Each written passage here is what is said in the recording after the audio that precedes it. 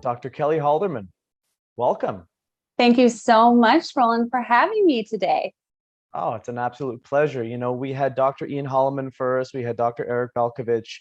They're great guys. It was an incredible interview, but I think there's going to be the most interest in your episode. It's just a hunch. So I'm seeing just how much amazing feedback there's going to be from this today. How you doing? Good. I mean, those are both amazing doctors. And so I don't know if we're going to trump what they did, because like I learned from Eric every text, everything he says to me, wealth of knowledge. Ian's amazing, but we are going to try. We are going to like really get into some pathways and stuff, and make sure people walk away going, I learned something. This is what it is. It's like learn on Sunday, apply on Monday. This whole thing is education for education's sake, right? So I really appreciate you being here and sharing all of your wisdom and your insights. We're going to talk about detox today. I know that's your wheelhouse, but one thing that I really want to do with these interviews is highlight the genius that is you, what it is you've accomplished in your life. I want to know a little bit about your backstory, or a lot. I want to know what it is that has driven you to get to the point you are today. So if I could start today by asking you, I would like to know a little bit more about yourself. Sure. So, professionally, I am trained as a medical doctor. I don't practice medicine anymore. The story goes is that I was practicing medicine and I was doing a very good job of it. I scored in the 99th percentile of my boards. I was flying high on it until I myself got really sick. I was on call delivering a baby, and I remember my vision going out because I was having these migraines out of nowhere, and I had to grab the nurse to grab the baby, and I had a foot drop, just very strange things. I was really healthy up until that point, and I had to take a step back and evaluate my own health. Doctor, heal thyself. So I was shuffled to the best neurologists and eventually diagnosed with MS, multiple sclerosis. I was under 30 years old. I had 2 little kids, and I was basically handed, and I'll say this every time, I was handed a death sentence. I really was. It was, well, Dr. Halderman, you should go and spend time with your family and your kids. And I thought to myself, the sky is falling. I mean, the ladder of success that I climbed, I'm at the top. I have all the tools in my toolkit, but the one to heal myself, I didn't have. I didn't have anything. And so I had to go back and I had to get a naturopathic medical degree while I was ill. And then I had to use everything that I learned daily on myself to heal from a naturopathic philosophy. And I did. I healed 110% after my diagnosis. 6 or 7 years later, what better way to honor the healing of my body and God and everything he gave me is to have another baby. So I used this body to birth a beautiful 3rd child. He's the healthiest child that I have. But I want to parlay to people that, there's hope. There are different paradigms of practicing medicine, and allopathic medicine and a naturopathic medicine. And not everyone fits into every paradigm. Some people are 100%, they want to be in the allopathic, a pill for every ill, and that's what they're comfortable with. Do that, stay with that. If that honors you, if that honors your soul and you're okay with it, please stay there. But this is where my story is that I didn't give up. I knew that there was more information out there and I had to go get it. So I have been passionate about natural healing, health, emotional health. Dr. Eric Balkovich, your previous guest, just an absolute mentor and a genius who helped me understand more physiology than I've ever understood in my life. I've been so blessed to work with companies such as US Enzymes, other companies, and help formulate really high quality nutraceuticals that make a difference, right? Because there's a lot of companies creating nutraceuticals and they're just throwing stuff in a bottle and selling it. And the ethics are pretty poor, but I put every ounce of my education, every ounce of PubMed, nights up late, scouring the literature, which we can talk about, the amazing ingredients, and we will. But, formulation's no joke, guys. Like there's a lot of brain power that goes into it. And that's why, I was honored to be a guest on US Enzymes, because I really like talking with people who understand. And you yourself, Roland, you talk about gut health, and it is essential. When I got diagnosed with with MS, no one told me that my gut may be a problem. I mean, when I was up all night long on call, drinking Diet Mountain Dew, eating Cheetos, but that was, that was fine, right? No, Delicious, but that's about it. Actually, not even. not even. It was, like a zombie eating that. So, the gut, it's just absolutely was a key piece to my healing, and it is every day. It's amazing. And there's so many amazing things there alone that I could probably spend the next hour asking you about, but I want to unpack a couple of very specific things. One of the owners of the company always has this old saying about supplements: the most expensive product is the one that doesn't work. So thank you for focusing on what I like to call the art and science, because it's not just a science. Formulation is an art of being able to understand the unique pathways and understand what cofactor plays an influence at what point in that pathway, and how do you drive that, but also what else do you have to think about, because the body's all about coherence. So we're definitely gonna get into that. The second thing is, a big part of these interviews is to unite people in the field of healthcare. So like you said, naturopathic medicine, allopathic medicine, whatever your label is, everyone plays their role. Just like, there is no most important organ in the body. They all play their role to keep the body healthy. We all have to start uniting to understand where one ends and the other picks up, or, the other leaves off, so to speak. So, with that, I wanted to ask you, in your journey, having gotten yourself back to kicking ass, call it, not just healthy, kicking ass, was detox a big part of your journey? Was that an essential process for you to get in a better place physically? Short answer, absolutely. Long answer is that I kind of stumbled upon what really moved the needle for me, and that was the detoxification that I kicked in, that I methodically kicked in. I didn't just start taking a detox program, and that can cause a lot of issues, because people will say to me, Dr. Kelly, what did you do? What did you do to get better? And so I had to actually start thinking about, what did I do? What were the steps I took? And one of the biggest things that I did was optimize detoxification. Now, the phase that I have coined the phrase of is phase 2.5 detoxification. Now, what does that mean? In a nutshell, it means building and making bile.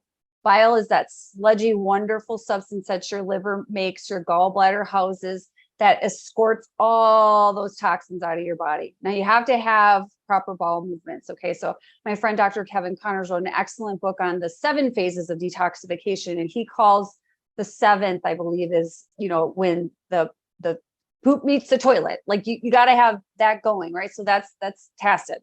But phase 2.5 with moving the bile, it really comes down to also not only supporting, bile flow but in the creation of it, it also, you have to manage and decrease your inflammation. Inflammation will stop phase 2.5. Your toxins getting from your liver into your bile flow, that phase 2.5 movement, is completely blocked off if you're inflamed. I don't know anyone who I've ever seen in my care who has not walked in and not been inflamed, right? So that's the number one thing we have to think of, is the metaflammation, the inflammation. What this long-standing inflammation is going to drive every bad thing, cardiovascular, neurodegenerative diseases, all the above, cancer. It's going to drive that. So I backed up and thought about my journey. And I thought, you know what? The first thing I did is I got my bowels moving every day. I sweat a lot, and I got my phase 2.5 moving, thereby decreasing my inflammation, because I coupled that with aggressive gut health restoration. Got it. And that makes an interesting question pop into my mind. If we're understanding detox, and the way I learned it was, floodgates have to open, but there's phase 1, there's phase 2. You're saying now there's phase 2.5. So many people jump into detox programs as a pseudo weight loss thing. Oh, I'm going to detox. And they think, losing 15 pounds is the detox. There are people who do colon cleanses and they think that's a detox. What would you classify a true detox as? Can I ask you that? Sure. So detox starts with phase 0, actually. And so phase 0 is the entry of the toxin from your blood into your liver, right? Okay, so then you're going to have your phase 1 reactions, halogenation, P450 enzymes, and they're going to transform that toxin into a little bit slightly more reactive, right? Okay, so now, but we're more slightly reactive, we really got to get moving on phase 2, right? Phase 2 is glucuronidation, glutathione, amino acid conjugation, where we make that toxin water soluble, right? We package that thing up. That thing is ready to go. The body did so much work to get that toxin ready. But what did I just say? If phase 2.5 is blocked because of inflammation, where is that toxin going to go? It can't go out your, it can't go out the bile. It's going to go right back into your blood. So the problem is, the caveat is that most detoxification programs, they upregulate phase 1 and 2. So you upregulate that. Okay, guys, does this make sense? It's not going anywhere. It's going right back into your blood. People will feel terrible. They get skin rashes, and their kidneys hurt, and I mean, they're fatigued even more so. And it made crystal clear sense to me why this was happening. Because why are you pushing those phases if you're inflamed? You shouldn't even touch those phases. Like, you really, really shouldn't pile on the glutathiones, because what happens if we pile on the glutathione? The door's still closed. You're still not getting out. You're still not getting into the bile caniculus. You're still not having that move anywhere. So phase 0, phase 1, phase 2, like upregulating the phase 1 and phase 2. Please start with the back end. Start moving, from, again, the bowel emptying to actually decreasing your inflammation. Start there. And that, I will say, that is why I formulated the Sun Balance, because of the phase 2.5. The Sun Balance has such powerful nutrients in it. The PEA, the quercetin, luteolin, those specifically can really help with inflammation. Now, we always start with lifestyle. We start with a good, healthy diet, and that means a lot of different things, that we could talk about that all day. But good, healthy diet, low in sugar, et cetera, et cetera. You have the du jour diet of the day, but you need to start there. You need to exercise with some sort of, prescription wise. Like I used to give people prescriptions for exercise. Go do this. And those things, plus a little bit of intermittent fasting, those can really, you have to set that foundation, right? And then let's bring in, again, some really strong nutrients to help. But, just for example, milk thistle actually inhibits phase 2.5. So when people inhibits it, because there are some of those herbs that, like, it stimulates phase, curcumin stimulates phase 1, inhibits phase 2. And I go, then why is it in this product? Yeah, right. So for milk thistle, for me, everyone's like, oh, I'm going to do my detox. I'm going to do my milk thistle. And I'm reading this paper and I'm going, that doesn't make any sense. Like, that doesn't sound right. That you really need to decrease your inflammation. And then things like sulforaphane will open up phase 2.5. The transporter, the little door in the membrane, the phase 2.5 transporter from the liver cell to the bile, MRP2, is upregulated with fasting, intermittent fasting, and sulforaphane. I mean, that's great. That's one of the, I was doing a lot of broccoli sprouts when I was sick. Like, someone told me, like, do broccoli sprouts. And I noticed, like, wow, I'm starting to feel better. So, they don't taste very good. So I really prefer sulforazyme these days. A bit of olive oil, some balsamic vinegar kind of cleans it up sometimes. I just take my sulforazyme. So, but I guess my point is like, you got to do this in the right order. This is like really some extreme science here, and people just kind of do. That's what I hated about medicine, and I just didn't like doing what we were doing, because the people before me did that, what we were doing. It's like, wait a minute, why are we doing this? Let's stop and do that. And one of my absolute favorite philosophers, social scientists, Jordan Peterson, he said that your destiny in life is completely determined by what bothers you. Not just like what annoys you, but like what bothers you, like what grips you, and where you're just maybe angry over it, but you need to channel it. I'll tell you what, the way that healthcare, we could call it sick care, operates, really bothers me. And if I would have stayed in the sick care model, if I would have let my colleagues take care of me, I wouldn't be here. And that's not being hyperbolic. I was so toxic. I could not get out of bed, anything. So I feel like that's my mission. That's my destiny. It's because it bothers me every single day. And so again, it's like this information, it's imperative. It's imperative in practitioners' hands. It's imperative in the, the people that understand that. Like, you don't just grab a detox off the shelf from Whole Foods and go at it. Like, that could be causing you more harm.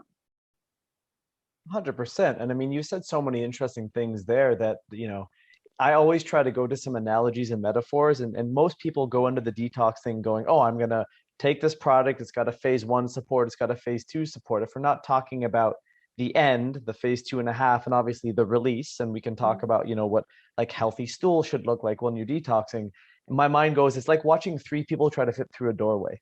That's what the toxins are doing in the system. It's like they're not going to get through, so they're going to back up, go back into the bloodstream, and then you have this like low-level toxemia. So thinking about detox, I guess the question becomes, does everyone in the current year of 2022 modern lifestyle, do they need to think about detox more than they ever have before? So one of my mentors, Dr. Klinghardt, would say that detox used to be a hobby for him, but now it is absolutely imperative and is keeping him alive. And I completely agree with that. I completely agree that, if we sat here all day and didn't take one supplement, didn't do anything, our bodies are constantly detoxing for us. It's not like today I am going to wake up and I'm going to detox. That's not the way it works. That's why I'm very much a fan of honoring the body's natural processes and supporting those processes, supporting them with the proper nutrients. Bile is 99% aqueous. Drink water, right? I mean, like, seriously, like, read your body, read your body's many cries for water. I mean, you'll it's written by a medical doctor. You'll never feel the same about not getting your water intake. So I digress. But, my point is that we really have to, we have to kind of slow down, back up, honor the body's natural processes in the right order, especially because of the environment we live in. I mean, absolutely. It's just so sad how many PFAS are in our water systems. And then on top of that, no offense, but people are slathering stuff all over their bodies and their hair, and there's Febreze, and there's, like Axe body spray. Yeah. I mean, high school gym class for me. Right. Flashback. It's amazing to me how people don't realize, like, the first action you must take is to just stop your intake. Get real, people. Look at the cancer rates. Look at everything that's in everything. We are fighting an uphill battle. So it's just the first thing, just a gentle reminder to just stop the intake. Like, choose the best water that you can, choose the best air filter that you can, choose like the highest food quality that you can, right? There's no guilt or shame involved in this. Just do what you can. And then, then we deal with, we're always going to be needing to detox something. We detox things that are endogenous, endo in the body. So we're detoxing like old thyroid hormone and old, like, there's things in the body that just need to leave, like old cellular components and things that have to be excreted. So if we lived in a bubble, we'd still really need our proper detoxification system. And that can kind of lead us down and to talk about autophagy. We could talk about that. But again, I think it's like, yes, we live in a toxic world. Stop what, as much best as you can, like, encourage your patients to really be mindful of that, use apps to help. And then, do your foundational, get your gut working, right? Get that working, and drink your water and all of that. And then add on, all of that will decrease your inflammation, right? And then you're a step up. Then you're already like leveling up in your body's ability to get rid of everything. And you didn't take any detox, like anything at this point. And I do think there is a time and a place for the glutathiones and the cleanzymes. And I mean, there absolutely is, but be methodical about it. So what you're saying basically is, and this perspective is huge, detox isn't a button we push on and off. It's happening while you and I are talking. Our liver's breaking things down, our kidneys are excreting things and filtering stuff, our lymphatic system is doing its thing in the lymph nodes. And if we're able to manage the lifestyle aspects, the dietary aspects, the hydration aspects, the movements, the things that sustain overall health, that is really the starting point. Because what you said is true. It's not a thing you do and then it stops. It's the toxicity input in your lifestyle will kind of influence the output. So the more toxic your lifestyle across the board, that's including emotions and relationships and all that kind of stuff, is going to inhibit the detoxification efficiency moving out of your system. But let's say, if I can ask, let's say we have some clinicians here who are interested in learning some actual methodical detail to detox. It's not necessarily something they do regularly in their clinic, but this conversation is probably converting a lot of people to start thinking about, well, I got people who are not getting better. Maybe I need to examine detox a little bit more in depth. First question I want to ask, is there anyone who should not jump into a detox, providing that they've made all the switches that you mentioned with lifestyle, food, and all those things? Is there anyone you may not want to jump right in? That's a really tough question because, patient care is an art form, like you said, and there's a lot of people where you just may intuitively feel as a practitioner that they're just not ready, right? Their body just might not be strong enough, their constitution, it just depends on so many things. It could be in a bad emotional place. I mean, I really think like when you're actually pressing the gas pedal on detoxification, like you better be ready physically and spiritually and emotionally ready, because it can be, but it shouldn't be taxing on the system. So I think my idea for most people, again, is to go back to all the foundations, right? So we really are very good at that as functional medicine providers. We do our functional medicine foundations very well. And then thereby you're taking your foot off of the brake, because every one of those things presses on the brake. That's an allostatic load. They're eating foods that have lots of pesticides in them. They're drinking moldy coffee, their water's full of PFAS. It's like pushing down. It's like just pulling off of that. You're allowing those detox pathways to open up, right? So you're doing that already. A lot of people do testing. They do testing levels of glyphosate, and they do testing levels of all kinds of, heavy metals and things. And they might look at that and go, whoa, you need a detox, right? But I do think you have to get them optimized. You have to get them all the things we talked about.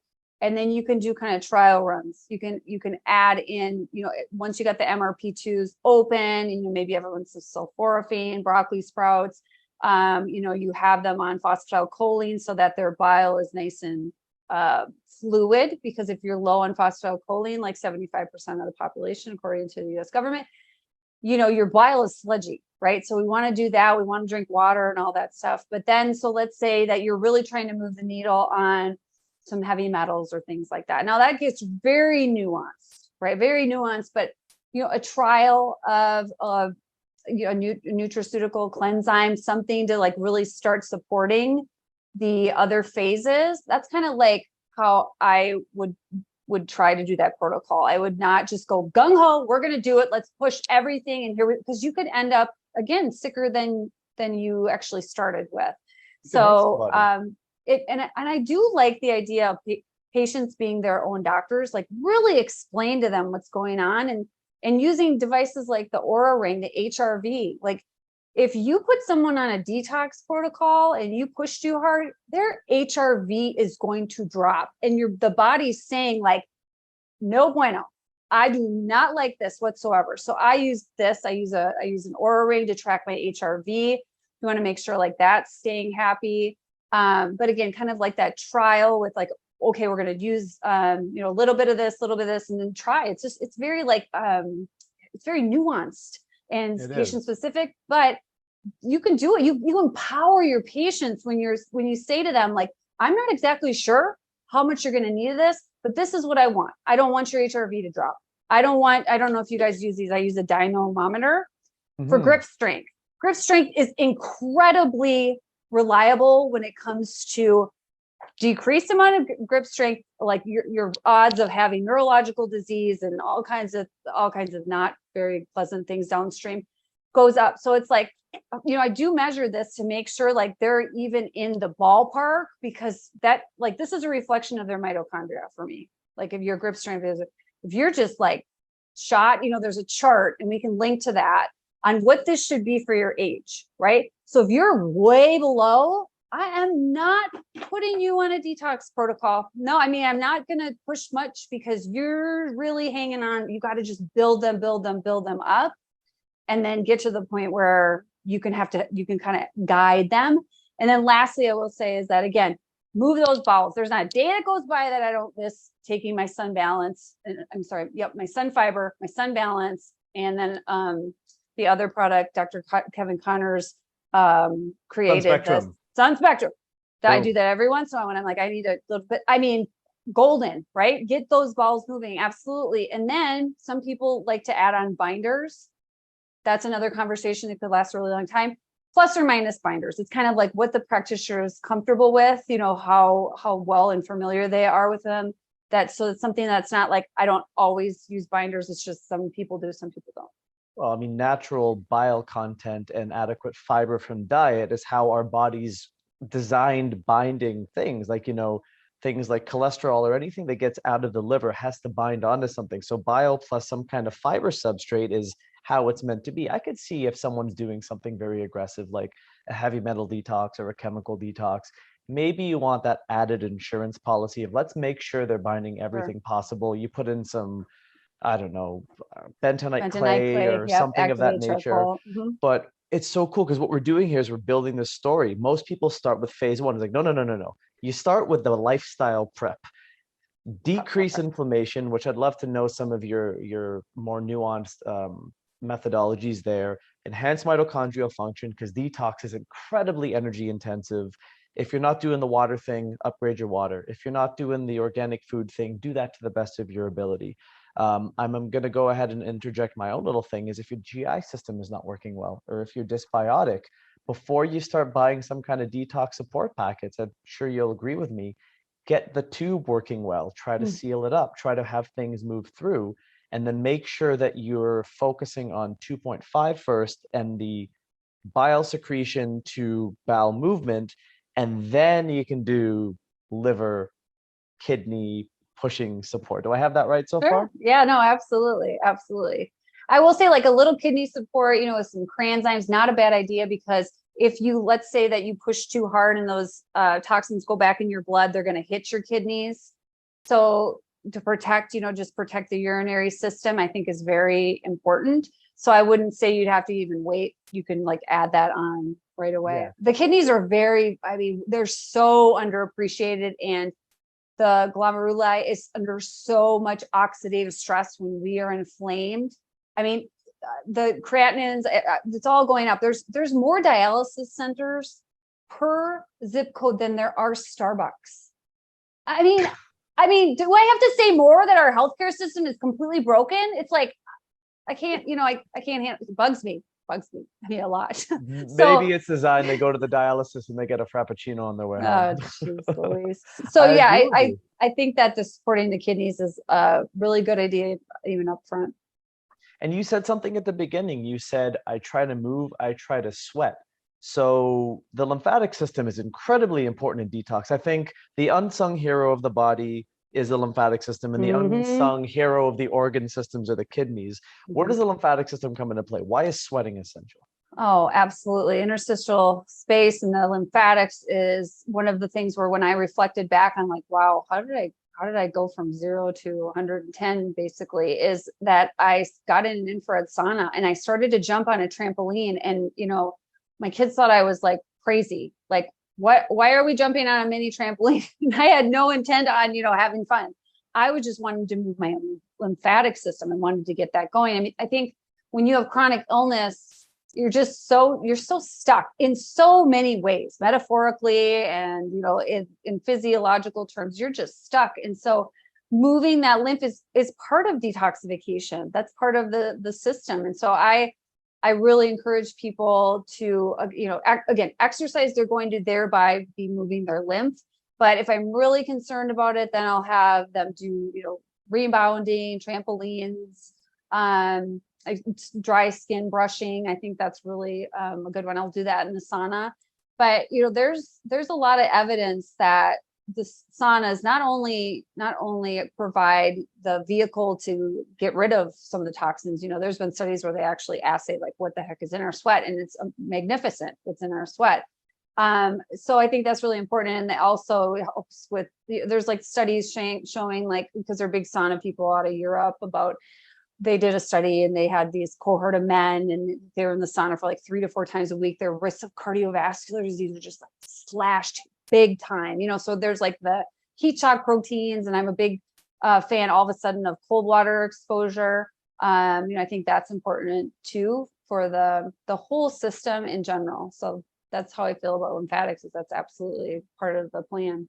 It's amazing. I mean, there's I don't know if you're familiar with a gentleman by the name of Dr. Gerald Pollack. Oh yeah, I And actually am friends with Jerry. Okay, so Jerry, he's one of my favorite people. I've never met someone so happy to talk to anyone in the world about water. And when he started talking about how light interacts with water, for me, when I think sauna, you're in there, you're getting hot, yes, you're sweating, but your body's absorbing the infrared light, providing you're doing that. What better way to support the process of flow? Because energy is a flow in the body, so is circulatory flow, lymphatic flow. It's like that light energy is being absorbed and it's pushing things out of you. And I don't think I would ever put someone on a detox process unless they were willing to do some kind of sweating sauna support or some movement support to really stimulate the lymphatic system, because I would assume if it's going to go into your blood, if it's not getting out, it could probably go into the lymphatic system as well, correct?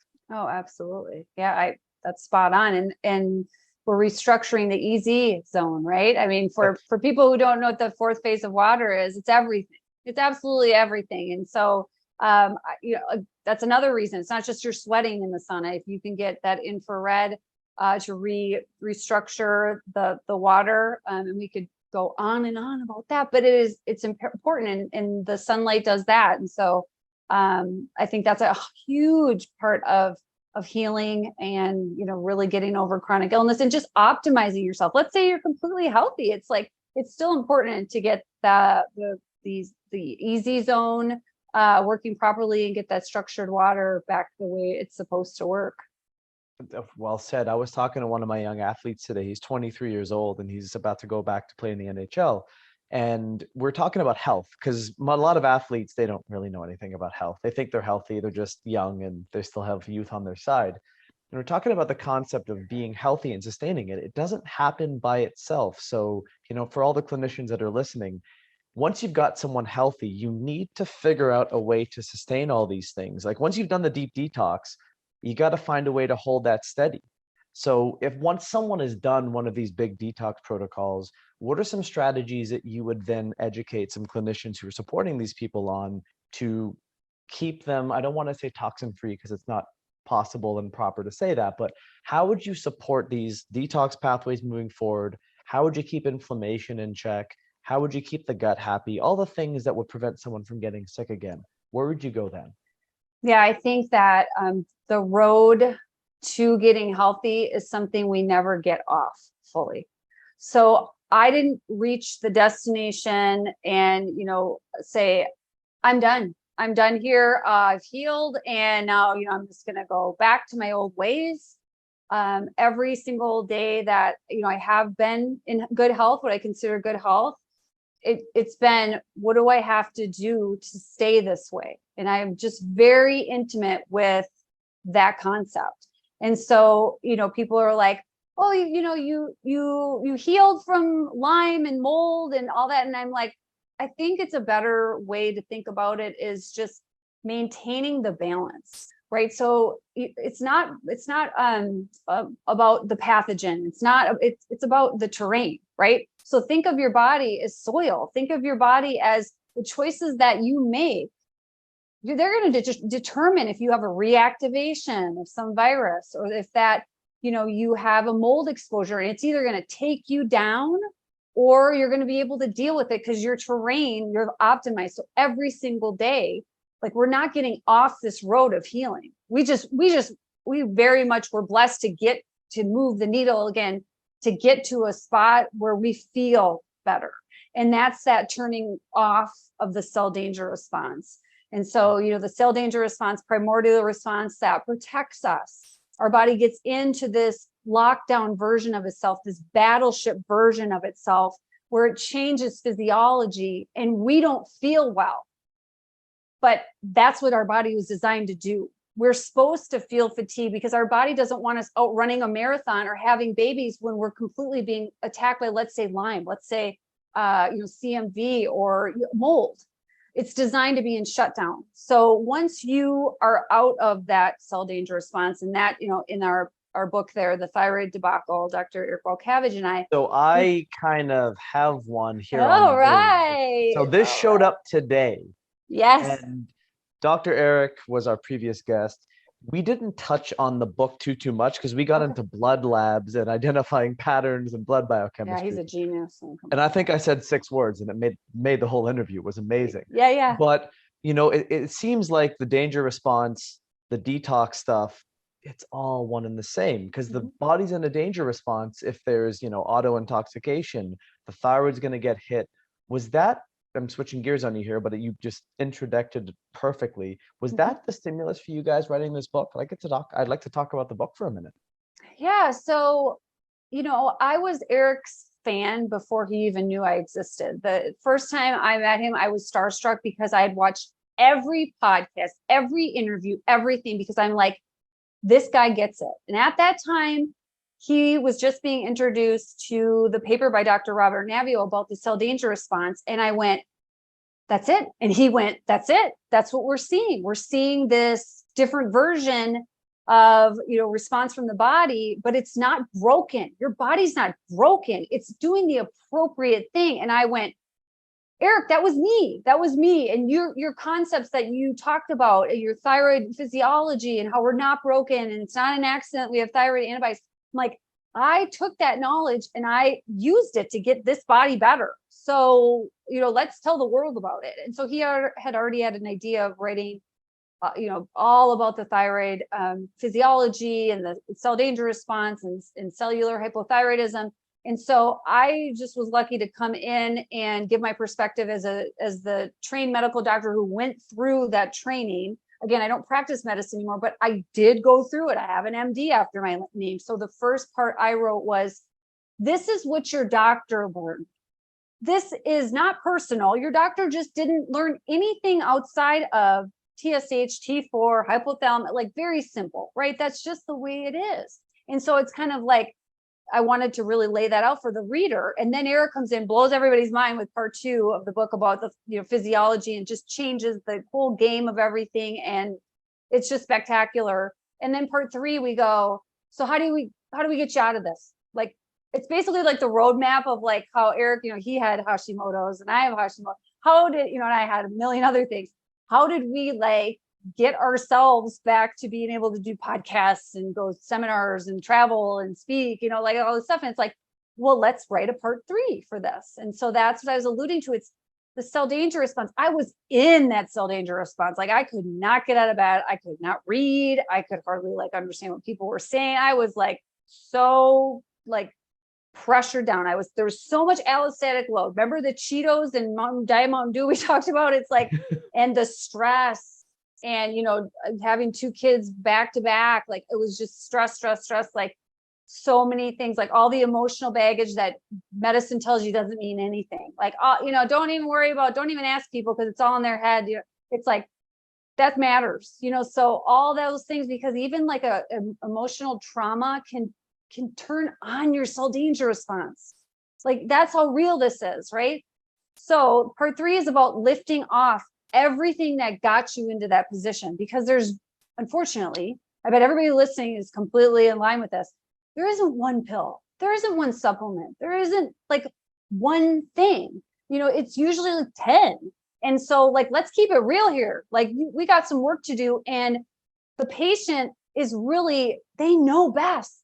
They really know best. You put this book in their hands and it will really take the burden off of, the doctor trying to go through every single thing. It's like, it gives so much power to the individual. And I feel like, allopathic medicine takes that away. It's like when you go to the doctor, it's like, you feel like you're going, to talk to God, and like, they're just, here's what you're going to do. Here's what you're going to do. It's like, what, this is like, here's how your body's working. Here are the things that are weighing it down. You're probably, are you the person who's at like Bath and Body Works and slathering everything, you're smoking and it's like, we basically don't. And then we bring in our expertise as practitioners to go, I think we should do heavy metal testing. I think we should do glyphosate testing. I think we should, X, Y, and Z. Let's do some gut testing.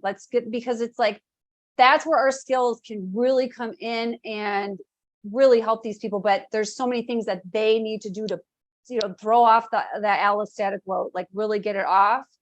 And I find that people who just want the magic pill, just want the magic supplement, just want the doctor to tell them everything to do and everything, they just don't have much. They don't have the successes, the people who feel like it's a partnership. And it's a partnership. It really is. And this book is where it's like, it's explained, it's laid out, it's empowering.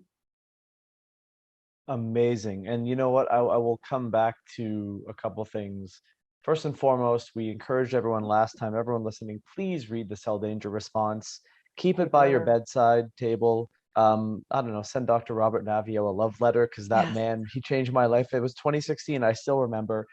And if someone is going to give this book to their patients, I believe the onus is also on them to have read it themselves, because patients now more than ever are becoming so well informed. And because people run busy practices, it's not easy to stay on top of things. And as a clinician, because of how fast things move nowadays, you got to stay on your toes. You got to be agile. You got to be kind of like, a boxer with a good head motion. You can't just like take the punch going, I don't know about this mechanism you're talking about. My goal with this whole thing is to empower and to encourage clinicians to step up their game, because that's going to be the only way we can heal the world. I know it's a grandiose statement, but that partnership aspect is so important. And you said something in the beginning, I'll reiterate. People who are not ready for this stuff, maybe don't undertake the aggressive stuff. Start getting them, idealistic about food and water and lifestyle. Think about the mental side of their lives. Think about the emotional traumas that they've had, because when you clear those things for people, or you find a way to help them clear things, the physiology gets better, I think, automatically. I don't know if you've seen that in your past experience. Oh, absolutely. No, I completely concur with that. Thank you very So much. to those practitioners, I will say this is, guys, here's a shortcut. I'm sure you know everything in part one. I'm sure you know how physiology works, right? Just go to part two. Just step on over that. Just head to part two. Read all Eric's just hard fought knowledge in there. It's all cited. This is not his opinion. This is countless hours of PubMed that he did for us. He did this for us. It's right there. It's like absolutely amazing. And then part three, that is so your bread and butter. You know that inside and out. If you want a nice little refresher, but you guys know that 100%, you can read it, but rest assured, the physical fitness, emotional fitness, digestive fitness, environmental fitness, like it's just a really nice, it's nicely put together for them to hand to them. So yes, I do encourage people to read it, but there's my shortcut. That's amazing. Thank you for that. I want to shift into one final topic before we kind of round this out today, because I think this will take us out. Back to your Jordan Peterson statement, the thing that you'll focus on in your life will be defined by what kind of bugs you, right? So for me, because I come from a little bit of an outside the box way of getting into health, I'm the kid who never colored between the lines in school. I'm that guy. So I have my own way of thinking about things. Cool. I find there's a big shift in the health community that people, when they're busy, they want to know the protocol. Like, what's the protocol for this? What's the protocol for that? And that makes me pause and go, okay, cool. Let's find a way to address this. I would love to know a little bit about your process when it was you were working with people, how you would think about putting together protocols. Because I think this is what's missing in the education aspect of, say, the Institute for Functional Medicine or any kind of post-grad training. They'll give you this thing, all the shiny bells and whistles about some disease, and here's what you do about it. And then when the protocol doesn't work, I don't know. So how do you put together some things? Like, do you have go-to products? Are there little, tidbits of golden nuggets that you can share with people about the creation of protocols or the process of thinking about them? So Eric and I like to say that we don't believe in protocols, we believe in principles. And that will really take you to a different way of looking at patient care when you're looking at the principles behind the illness, the principles behind why the person in your care is not in good health. And so I start there. I used to do those protocols. I used to put them on the whole gut protocol and this protocol. And I felt good. I'm like, I'm doing what I was taught, but I'm like, I'm missing something. I'm missing something. I'm not digging enough. It's kind of like an easy out. I feel like protocols are kind of like, it makes everybody happy in the moment. And that's what our society is. It's just like gratification, gratification, gratification, and everybody's excited and they're going to do this protocol. And then they do it. And then again, it's like something was missing. And that's the principles of, it's not one thing. It's not. And so principles, partnership. Again, this is a partnership. This is, it's so funny. When I used to work with people, they would tell me, all this, and I would look them right in the eye and I go, what do you think the problem is? And I, with no sarcasm, just absolutely, like, what do you believe in your heart?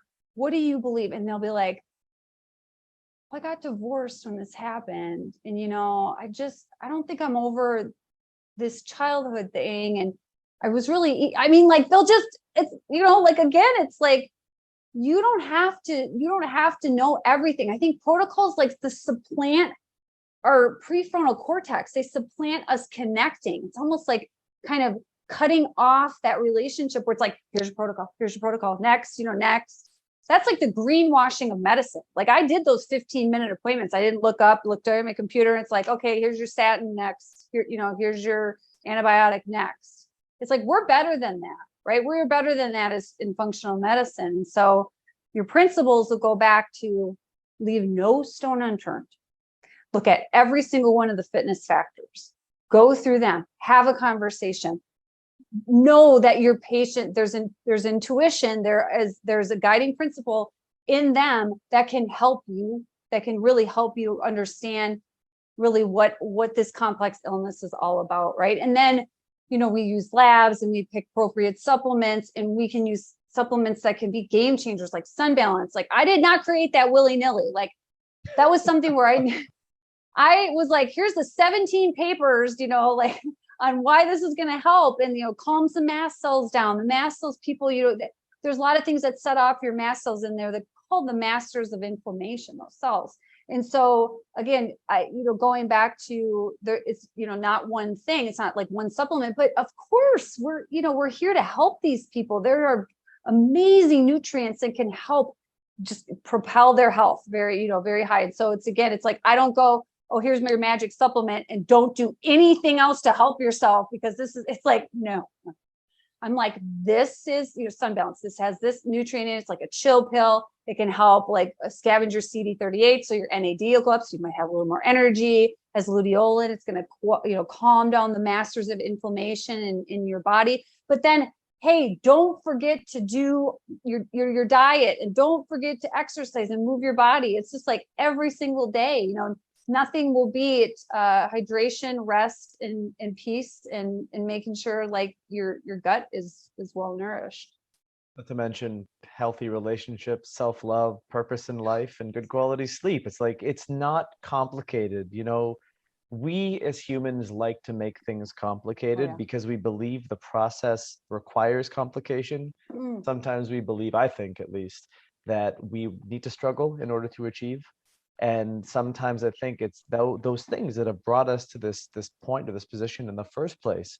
And I'll just give a little plug for Sun Balance. If someone is doing a detox and they haven't appropriately structured the detox, where they're not focused on phase 2.5, last time I checked, a lot of blood circulates to this thing called the brain. So you might want to protect the fragile things we call neurons in your head that hopefully are going to regenerate through the process of this detox, so they're not being constantly bombarded by inflammatory compounds. So thank you for creating that and not doing it willy-nilly, but doing it very methodically and very, appropriately at the same time. Yeah, you're welcome. That's amazing. So, I mean, we've covered so much today, Dr. Kelly. I kind of want to do a little bit of a recap just to make sure that we can have everyone leave being on the same page. So, detox in and of itself is way more complicated than simply phase 1, phase 2. It's not go and take the milk thistle, then go and take the curcumin or buy the fancy detox packs. They have their place, but you need to understand what each phase is about. And rather than start from phase 1, start from phase 0, and then make sure phase 2.5 is taken care of. So you want to take care of the bookends before you go down the cytochrome P450s with the glucuronidation and the glutathione conjugation and all that good stuff. That's a fair thing to say, correct? Yep.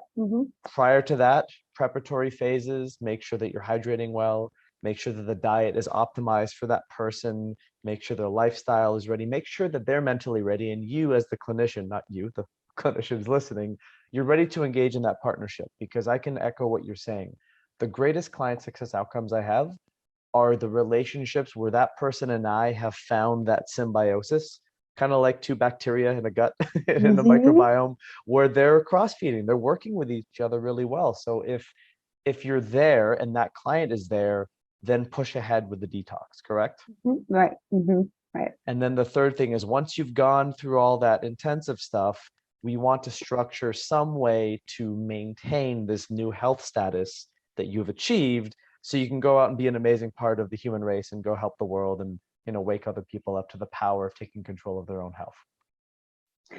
Absolutely. Like very, very well said. And I think that it's nuanced. It's not easy. It takes time, but again, we're just sitting here and our bodies are detoxifying. So give your body what it needs. We can link to an amazing paper that shows the nutrients in specific food that support phase 1, phase 2. And again, I can link to the papers that I have that show that sulforaphane increases phase 2.5, the transporters there, decreases inflammation. And so, it's all an art, and it really is. Again, I've had people in my care where you think they're ready for a little bit more of a push to like put in, some phase 1 and phase 2, and they're just not. And that's okay. Like you just start low and go really slow. And I think the tips on using objective measures, Oura rings, things that track your HRV, grip strength, like I think those are really important, because I know how well my mitochondria are working